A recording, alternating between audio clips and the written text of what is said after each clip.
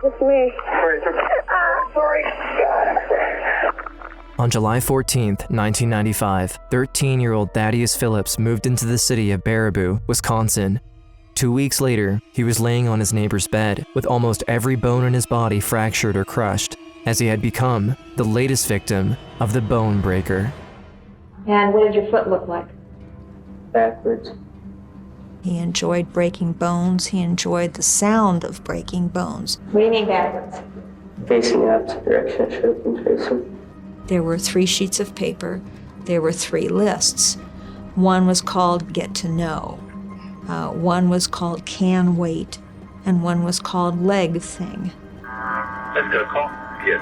He's kidnapped. He's in the house on Highway U. Both his legs are broken and his ankle.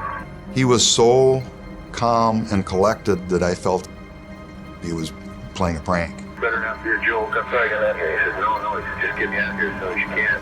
You know, I can't believe somebody was kept in this closet. I can't believe the kid busted out of there. Can't believe he's still alive. 13-year-old Thad Phillips, kidnapped, tortured, and left for dead, was the last victim of the infamous Baraboo Bonebreaker. The bone is being bent this way, and that's what we see here, but to a much greater degree. Killing a young boy every summer in the worst way possible, the killer terrorized the small community for years. We all started to feel that. I don't know how else to explain it. It was just a sense of evil. For almost 50 hours, Thad Phillips survived on his own against the Bonebreaker. In one moment, his whole world changes, and then we unleash the monster. But when Thad learned that he wasn't his first victim, he knew he had to find a way out, a way back to his family, and in doing so, make sure that he would be his last.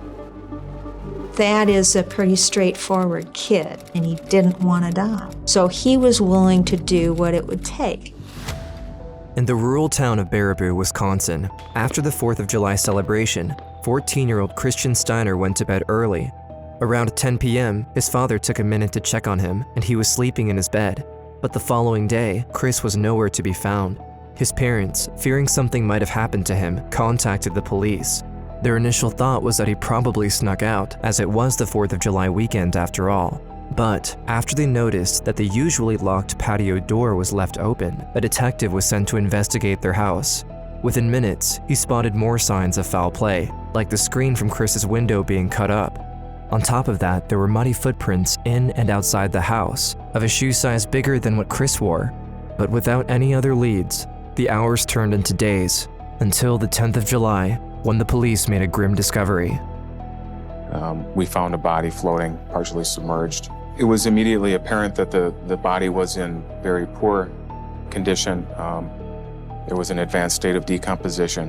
The pathologist told us that he was ruling a death by drowning. In the manner of the death, he was leaving as undetermined at that point. From then on, the small community was in a panic, and a full-fledged investigation was put in place since the initial leads were already pointing toward a potential abduction. But during the week following his disappearance, Chris's parents took it upon themselves to ask around, and one name kept coming back amongst the tattle and suppositions of their friends and neighbors: Joseph Clark, a local teenage bully with a taste for trouble. It was all hearsay. Nobody could give me something that directly stated that, yeah, they heard from Joe Clark directly that this is what he said or this is what he did. We were basically at a dead end. We had no further information coming in, and we had exhausted all leads. Soon enough, the case went completely cold, and nothing major happened in Baraboo until just a little over a year later. Connie and Donald Phillips had just moved into the town with their children. Amongst them, their 13-year-old boy, Thaddeus, had just started school the week before. On July 28th, the family decided to watch a movie after dinner, and Thad fell asleep in front of the TV. Later that night, Thad was picked up by what he assumed to be his father. And I opened up my eyes a little bit, and I'm being carried through my den in our new house, and it's nothing really new to me because my mom and dad carried me to bed when I'd fall asleep before. Dozing off, thinking he would be tucked into bed any minute, Thad didn't realize what was happening before it was too late. When he opened his eyes, he was outside, in front of the house of one of his neighbors. Then, his abductor dropped him on the ground and asked him to follow him inside. Scared and confused, Thad obliged. Once he passed the door, he finally caught a glimpse of his abductor, and he was just a teenager, maybe around 17 or 18. Even though he was almost twice his size, Thad thought he was just a fellow kid, probably a friend of his brother, and didn't feel threatened at first. The teen asked him to follow him upstairs, and to this day, Thad still wonders why he accepted. I don't know how to explain that. I can't explain that. I don't know what I was thinking. I don't know why. You know, I was looking around, he was being the nicest guy in the world, talking about models and baseball cards and football cards, and that's what I was into at the time. We were sitting on his bed.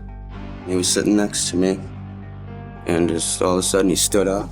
At this point, his kidnapper completely shifted his mood and suddenly became enraged and frantic. He grabbed him in his arms and threw him back on the bed. He then sat down beside him and reached for his leg. Thad started kicking and fighting back as much as he could. But eventually, he grabbed a hold of his right foot and twisted it so hard that the bone snapped. In shock, Thad stopped fighting back, and his abductor took a step back. He put his hands around his face and started mumbling to himself. Realizing that the kidnapper was distracted, he tried to make a run for it. Kind of looked away, and as soon as he looked away, I got up and ran as fast as I could down the stairs. Can't run very fast with a broken ankle. But I got down the stairs and through his living room into the kitchen before he finally caught up to me and got behind me and put me in a hole, dragged me back into his living room. And this is when he learned the extent of his abductor's brutality, as he went on to break his right leg femur and hip bone. This sent Thad reeling in pain, and he passed out. When he came back to himself, the kidnapper was sitting beside him, acting calmly and friendly again. He began talking to him, explaining that he always had a fascination with bones. He then lay down on the couch and told him to get some sleep. But Thad didn't lose a minute. After the teenager fell asleep, he started to look around, searching for something he could defend himself with, but the house was mostly empty. The only things he had at hand were piles of trash, moldy leftovers, and dirty clothes. So he tried to get off the couch, but this is when the pain really kicked in, sending his entire body into tremors. And that's how he spent the remainder of the night, paralyzed by pain and fear, with his eyes wide open, waiting. A little bit of me maybe thought that maybe he was going to let me go that next morning, but that was never his intention. I was pretty much sure there was people like that in the world. I just didn't think they'd live half a mile away from me. The next morning, when he asked him if he could call his parents, his abductor immediately told him yes. When he handed him the phone, he frantically started to dial his parents' number. He then pulled it next to his ear, waiting breathlessly for the line to pick up. But when he heard the teenager giggle in the corner of the room, his high hope fell crashing down. He cut the phone cord before handing it to Thad. He was resentful, but knew better than to make him angry. So instead, he tried to befriend him, to buy himself some time and fend off the next attack. That's exactly what I was trying to do, is to talk to him, maybe kind of be friends with him so he wouldn't want to hurt me no more. I was just hoping to hear a knock on the door, and it'd be my dad at the door, but that never happened. Not his fault. How was he supposed to know? And his strategy worked for a while, but after they spent around 2 hours in the living room watching TV, the kidnapper turned around and riveted his eyes on Thad. He recognized that stare. It was the same unprovoked, enraged look he had in his eyes the day prior. The teen then picked him up and carried him upstairs, where he repeated yesterday's ordeal, but this time with his left leg. When he heard the bone snap, a rush of adrenaline filled Thad's body, during which he was able to lift his upper body up to his attacker's level. I just punched him in the back, and he turned around and put a pillow over my face and told me that if I didn't stop fighting, he's gonna break my back or my neck. I was trying to slow it down. Everything was just happening so fast. I didn't want a broken neck or broken back. I just basically did what he wanted me to do. I just wanted to get out of that house and back to mine. After the attack, his abductor started to act differently. Up to that point, he would either be friendly or completely out of his mind with anger, but he had a third side to his personality, one that he hadn't shown before. He told Thad that as much as he liked to break bones, he loved to try and fix them even more. So he gathered a bunch of elastic bandages he had laying around and then pulled out a drawer filled to the brim with brand new white socks. There was some childlike almost fascination with making him right, so then he could just, again, continue to do torture. He had that, forgive the term, captive audience for as long as he wanted. The fun is in making him dysfunctional again. He'd wrap those ace bandages around my legs, and he had these leg braces from hospital or something. I don't know. He's putting those on me, and he had socks, and he'd put layers and layers of socks on my feet, and I had to be just perfect, every single sock. As the day went on, alternating between torture and mending sessions, his abductor eventually told him that he would be going out for the evening. When he left to get ready, Thad noticed something strange. Down the stairs, maybe in the kitchen, his kidnapper was talking to someone, and he kept listening for any signs pointing towards someone else being in the house. But he heard nothing, so Thad deduced that there was probably a phone somewhere. His mind was now set. He had to find a way to access that phone, no matter how. But somehow, his abductor knew something was up and did his worst to dissuade Thad from even trying to escape. Before he left Saturday night, he made sure that he busted me up pretty good so that I wouldn't try to leave. I thought if I didn't get out of here yet, I was gonna die. But I knew that wasn't gonna happen. I was gonna get out of there. Once he heard him go outside, he crawled down the bed and dragged his body up to the staircase. Then, he tried to slide in his legs first, the same way a toddler would do, but the pain was so intense that he had to give up, and he knew there was only one way down. I threw myself down the stairs, and I dragged myself in the living room. And this took, I don't know how many hours it took, but I kept passing in and out, in and out. And I got almost to the kitchen doorway right before it, and then he came in with his girlfriend. And I'm thinking, be smart, don't make him mad. So I'm laying there and I'm listening and I'm being quiet as hell. They're in there talking and kissing, I can hear him and stuff. Then she leaves, and he comes walking in the living room and his eyes just bulged out of his head to see me down there like that. As this was going on, Thad's parents, Connie and Donald Phillips, started to get worried about his disappearance. From the early morning, mere hours after his kidnapping, to late in the evening, they searched the whole town and the surrounding area for their son. We drove around and looked around. We went out to the river, and I searched the fairgrounds. And there was no Thad. My son was gone.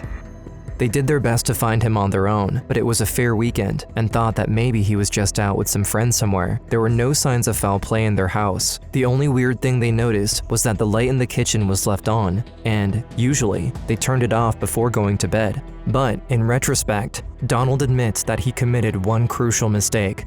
I just never thought to check house to house, because we didn't know any of the neighbors right close, so if I would have, I would have probably found him before he was hurt as bad as he was. On Sunday morning, 24 hours after their son's disappearance, they finally accepted the dire reality. Their son was gone, so they filed a missing person report with the county police. Officers received the order to keep an eye out, but with no evidence to be found in the Phillips house, there wasn't much they could do, so they had to send them home and told them to stay close to the phone.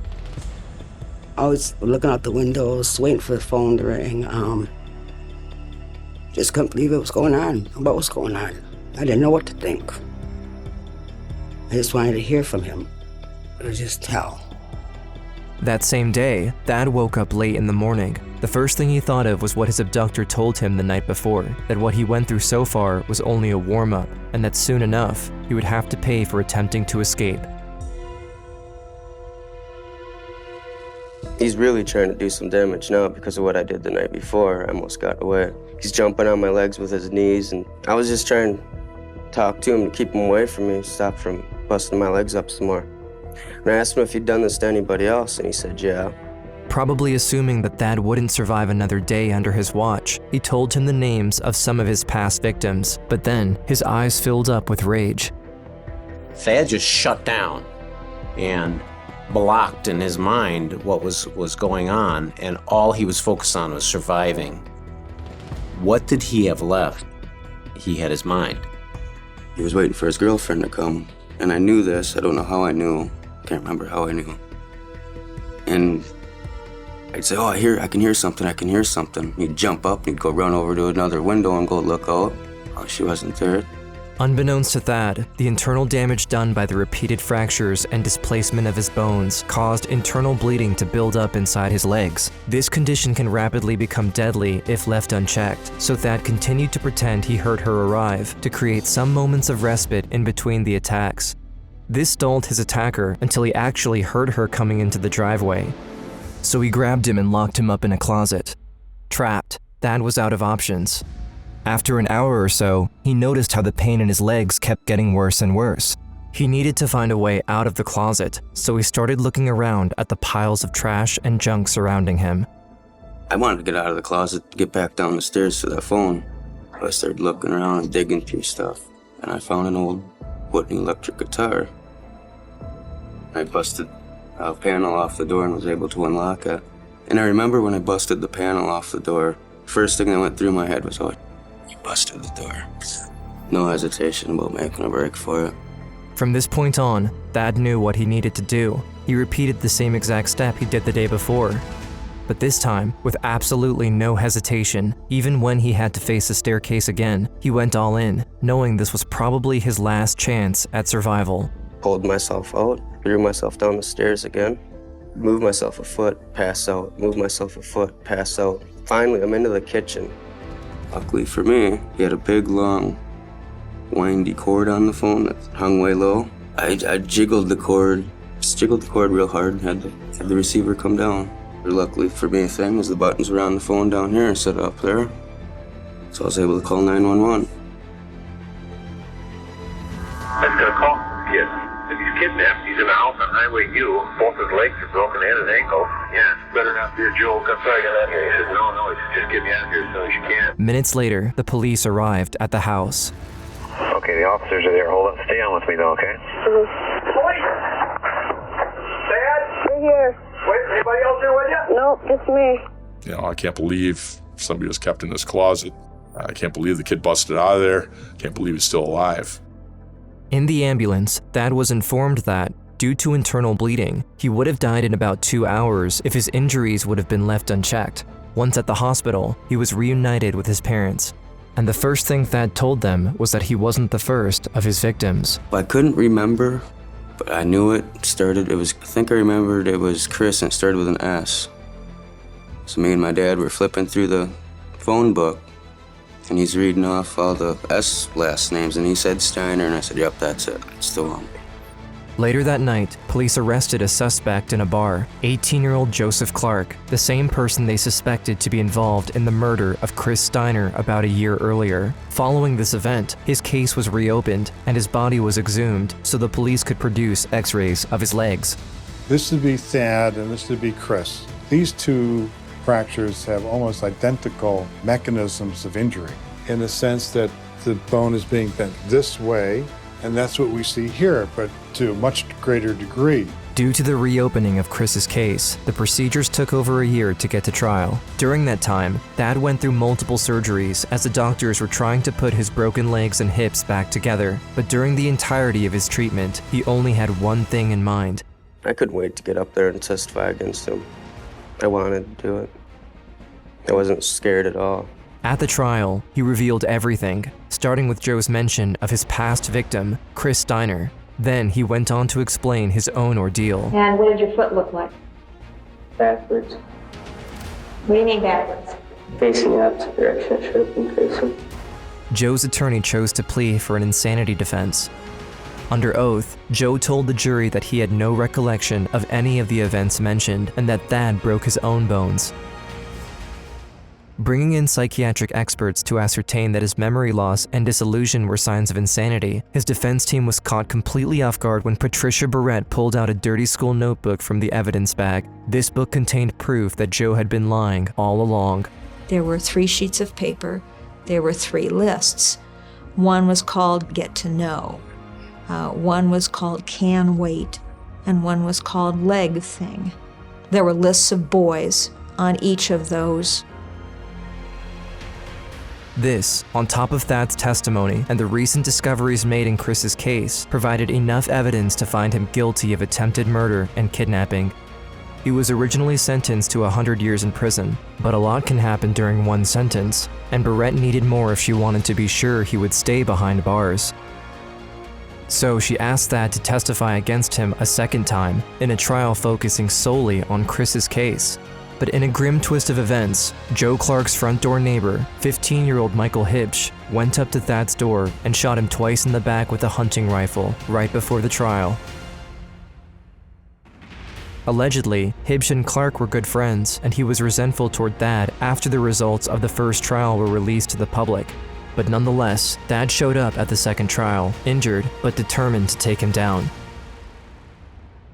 In the end, Joseph Clark was sentenced to 100 years in jail, plus a life sentence without parole, and a $21 million debt towards Thad and his parents to help them pay for his costly medical bills. To Kevin Heimerl, the detective in charge of Chris's case, at only 13, Thad truly accomplished the impossible by not only surviving, but also bringing closure to Chris's family. Unbelievably strong for that age, and to think that what he lived through over the course of one weekend is something that many people, probably even adults, would have rolled over and given up and allowed themselves to die sometime during that weekend.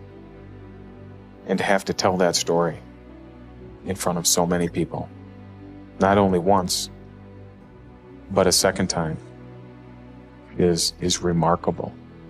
He's a true hero. Now in his 40s, Thad got to grow up with his family, and now even has his own. But sadly, due to the complexities of his injuries, he still walks with a slight limp, a constant reminder of the weekend he had to look death in the eyes and live to tell the tale. Even if the Bonebreaker left his mark on him, he continued to move forward. Today, he holds the love he received from his family as the main contributor to his survival. I was thinking about my family constantly through it. He carries this love with him and continues spreading it as a father to his own children. I survived because I wanted to be with my family. I didn't want to leave my family, and I know they wouldn't want to lose me.